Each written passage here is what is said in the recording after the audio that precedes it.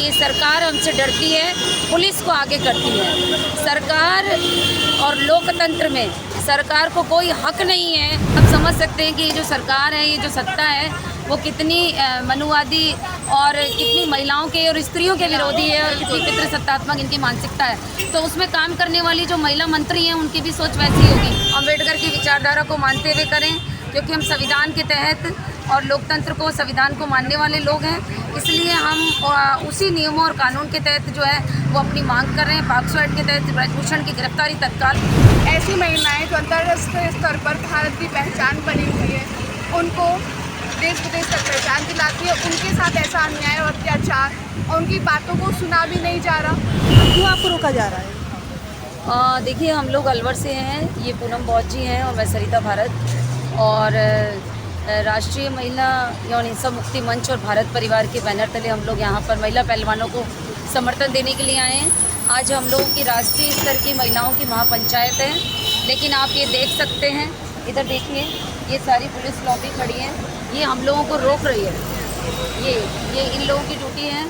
हम ये कहना चाहते हैं, एक महिला आंदोलनकारी होने के नाते हम ये कहना चाहते हैं कि सरकार हमसे डरती है, पुलिस को आगे करती है। सरकार और लोकतंत्र में सरकार को कोई हक नहीं है आज हम लोगों को यहाँ पर रोकने का, क्योंकि राष्ट्रीय लेवल पे एक आह्वान महिला पहलवानों ने किया, जो जंतर मंतर पे धरना दे रही हैं, और 31वां दिन 32वां दिन हो गया उनको धरना देते हुए। पहले जनवरी में धरना चला, तो आखिर हमारा जो रोकने का कारण है वो कारण बताया जाए।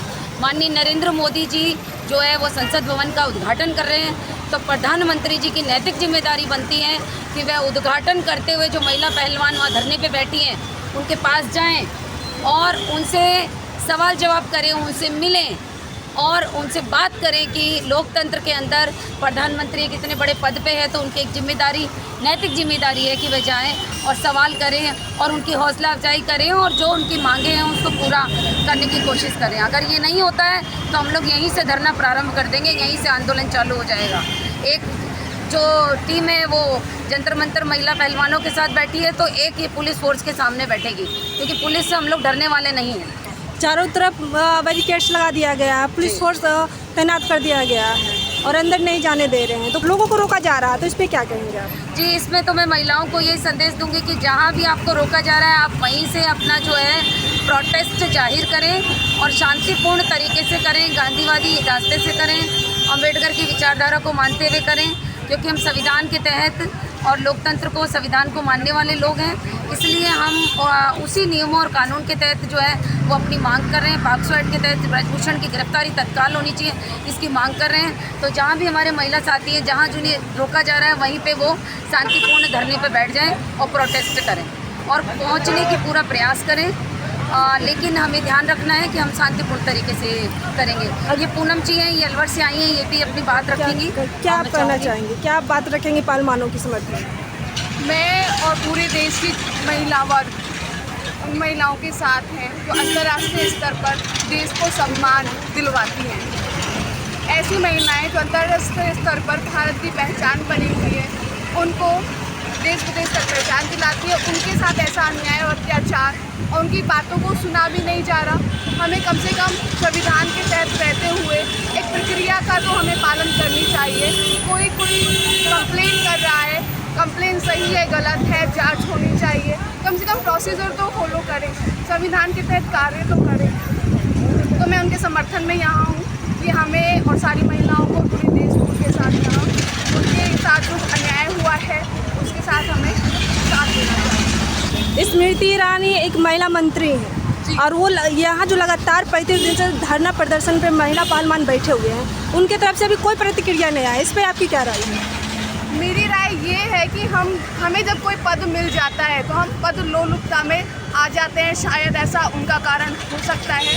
बल्कि हमें पद पे बने रहते हुए हमें उस वर्ग के लिए काम करना चाहिए जिस वर्ग से हम हैं, या फिर संवैधानिक तरीके से जिसके साथ अन्याय हुआ है उनके साथ हमें लड़ना चाहिए। तो स्मृति ईरानी जी को भी यहाँ पर सपोर्ट करने के लिए आना चाहिए, उनका नैतिक दायित्व बनता है, या फिर वो जिस पद पर है उनकी ये पूरी जिम्मेदारी है कि वो यहाँ पर पहुँचे। तो ये सब संघी मानसिकता के लोग बैठे हैं, मनुवादी, ब्राह्मणवादी और पितृसत्तात्मक सामंती व्यवस्था है, और ये सत्ता चल रही है और उस सत्ता के संरक्षण से ही आज ब्रजभूषण जो है वो छुट्टा घूम रहा है। सत्ता की शय से ब्रजभूषण जो है वो ब्रजभूषण जैसे बहुत सारे लोग, आप देखिए कुलदीप सेंगर को बचा लिया गया, उन्नाव केस हो, आसिफा केस हो, मनीषा वाल्मीकि का केस हो, बिल्किस बानो का केस हो, बिल्किस बानो के जो बलात्कारी हैं आप उसको देख रहे हैं, उनको सम्मानित किया जा रहा है। तो आप समझ सकते हैं कि ये जो सरकार है, ये जो सत्ता है वो कितनी मनुवादी और कितनी महिलाओं के और स्त्रियों के विरोधी है और कितनी पितृसत्तात्मक इनकी मानसिकता है। तो उसमें काम करने वाली जो महिला मंत्री हैं उनकी भी सोच वैसी होगी और वो झुंझुने की तरह उनके साथ में जो है वो वहाँ से ऑर्डर मिलता है और वो कठपुतली की तरह काम करती हैं।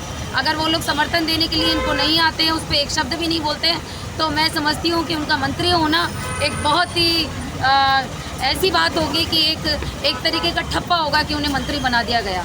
आज लड़कियां अंतर्राष्ट्रीय स्तर की जो महिला पहलवान है वो धरने पर बैठी हुई हैं और उनके समर्थन में कोई भी पार्टी की कोई भी महिला मंत्री, कोई भी महिला नेता जो है वो एक भी सवाल जो है उनका या जवाब जो है उनके सवाल है उसका नहीं देती हैं। तो इससे समझ जाइए कि आप राजनीति में जो महिलाएं बैठी हैं वो कितना कठपुतली की तरह काम कर रही हैं उनके साथ। ये सिर्फ संविधान के आरक्षण का बस हमें पूर्ति करने जैसा मानो, उनका खुद का दिमाग वो काम में नहीं ले रहे हैं, ऐसा हमें नज़र आ रहा है। क्योंकि नारी जब इतने पद पर आ चुकी है, संविधान के आने के बाद में 75 वर्ष हो चुके हैं, तो भी नारी इतना संकुचित मानसिकता की है कि वो अपनी जानती है कि मेरे साथ कि मेरे साथ अन्याय हो रहा है, मैं उसका सपोर्ट ना करूँ। ये बिल्कुल विकृत मानसिकता। ब्रिजभूषण को जो समर्थन है वो कह रहे हैं कि ये जंतर मंतर राजनीति का अखाड़ा बन गया है, इस पर आपकी क्या राय है? राजनीति का अखाड़ा कैसे कह सकते हैं? ये तो एक पब्लिक प्लेस है जहाँ पर हम अपनी बातों के लिए चयनित जगह है, बिल्कुल जहाँ पर अपना प्रोटेस्ट करते हैं। और ये तो संविधान के तहत है कि अगर हमें किसी चीज़ के लिए विरोध प्रदर्शन करना है तो हम ये कर सकते हैं, उसमें हमारा ये अधिकार है।